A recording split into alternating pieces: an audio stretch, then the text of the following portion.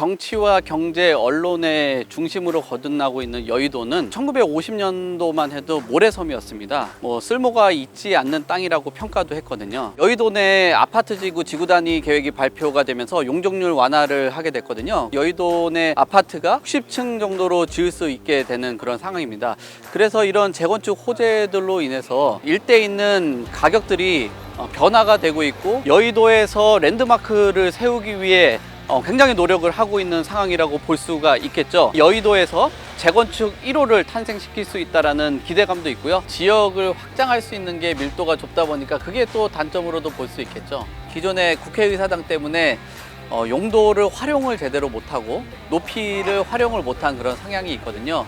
그것과 맞춰가지고 여의도 공원이라는 게 저 개인적인 의견으로는 굉장히 지금 활용도가 떨어지고 있다. 대한민국 맨하탄 여의도에 나와 있습니다. 여의도가 새롭게 변화를 기대를 하고 있습니다. 서울시에서는 신속통합을 기획을 하고 있고요. 35층 룰을 지금 폐지를 한 그런 상황입니다. 그리고 디지털 금융 중심지로 거듭나기 위해서 규제를 완화를 했는데 용적률을 1000% 이상 지어준다라고 하고 있습니다. 재건축 시장에 기대감이 올라가면서 호가가 반등을 하고 있는 그런 상황이라고 볼 수 있을 것 같은데요. 새롭게 변화를 할 수 있을지 뉴스원과 송승현이 함께 만나보도록 하겠습니다.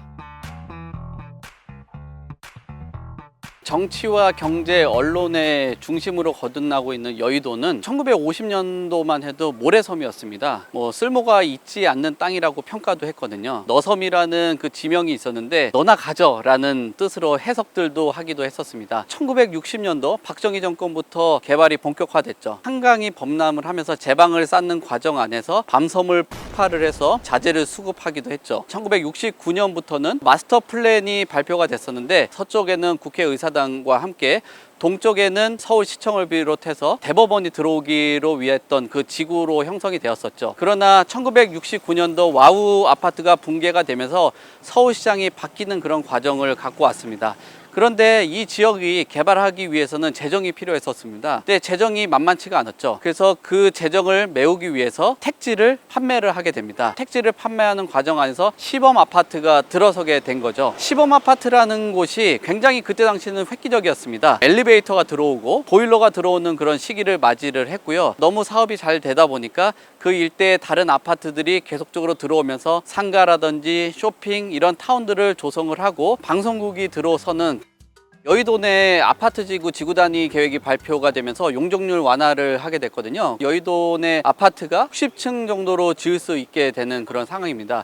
그래서 이런 재건축 호재들로 인해서 일대에 있는 가격들이 변화가 되고 있고 신고가가 일어나고 있는 그런 상황인데요. 한양 아파트 같은 경우도 193제곱미터가 7월 기준으로 했을 때 29억 8천만 원으로 거래가 됐습니다. 올 1월에 거래가 된 금액이 28억 정도가 되는데 1억 8천만 원 정도가 상승한 거래라고 볼 수 있을 것 같습니다. 건설사들도 상당히 관심을 많이 갖고 있는 것 같습니다.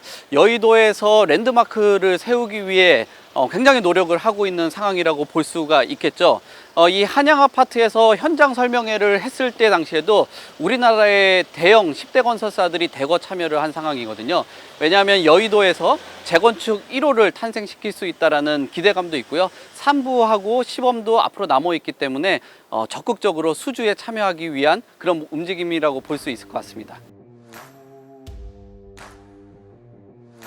네, 여의도를 둘러보면서 주목받고 있는 현장을 한번 와봤습니다. 현장 관계자 모시고 이야기 한번 들어보도록 하겠습니다. 브라이튼 여의도에 대해서 좀 간략하게 좀 설명 좀 부탁드릴게요. 브라이튼 여의도는 옛 여의도 MBC 부지에 들어서는 하이엔드 주거 복합 단지입니다. 그래서 오피스동 하나, 오피스텔동 하나, 공동주택 2개 동으로 이루어져 있습니다. 오피스텔의 경우에는 2019년에 분양을 마치고 지난 8월에 입주를 시작했고요. 네. 공동주택은 4년 민간 임대주택으로 올해 10월부터 입주를 앞두고 있습니다. 동여의도에 위치하고 있고 한강과 매우 가까운 위치로서 한강 조망권과 도심 조망권을 모두 가지고 있습니다. 그래서 공동주택의 경우에는 전 세대가 4베이로 구성이 되어 있어서 탁 트인 조망권을 갖고 있다고 할 수 있고요.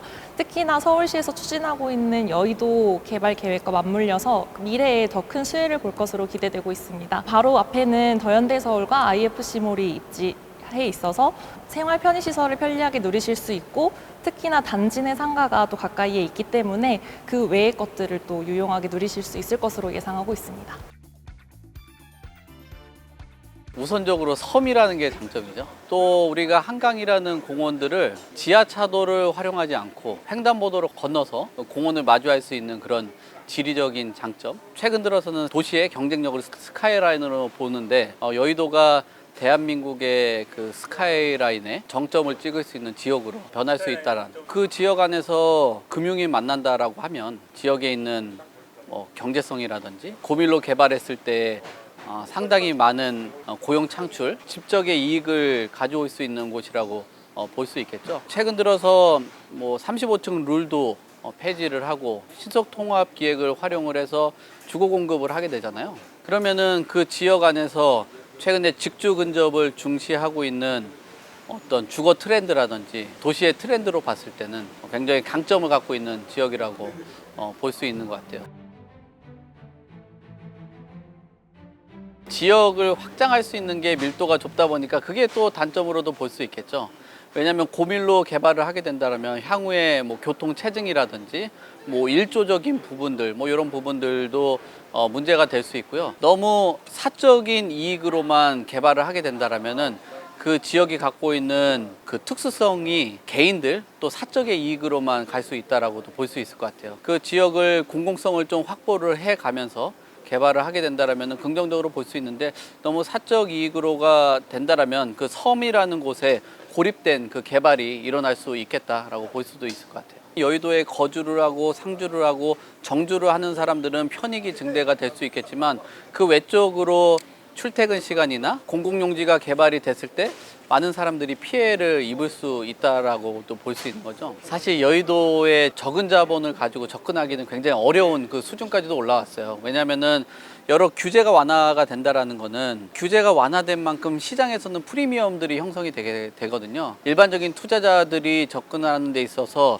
계단을 굉장히 높게 형성을 하는 그런 구조를 갖고 있어요. 주거 목적으로 접근을 하면은 좋은 그런 환경이죠. 공공기여를 통해서 주변에 있는 공원 용지라든지 이런 것들을 활용을 하고 고소득 일자리들을 갖고 있는 사람들에게는 실거주 수요로는 서울시 안에서는 가장 베스트 지역이라고도 볼 수 있는데 많은 사람들이 접근하기는 어려운 그런 상황이거든요. 개발을 하는 과정 안에서 일정 부분 공공기여를 통해서 임대주택이나 또는 다양한 계층들이 참여를 할 수 있는 형태로 개발을 하면은 좋겠다라는 개인적인 의견은 갖고 있는데 개발하는 사람들의 이해관계자들의 그 시각은 좀 다르기 때문에 이런 것들이 서울시가 얼마나 조율을 하고 사회적인 그 합의를 가져오냐, 이것도 큰 숙제로 남아 있다라고 봐야 될 것 같아요. 지금 서여의도와 동여의도가 나뉘어져 있는 상황인데 동여의도 쪽을 보면은 고밀로 개발이 되어 있고 앞으로의 그 고밀 개발을 통해서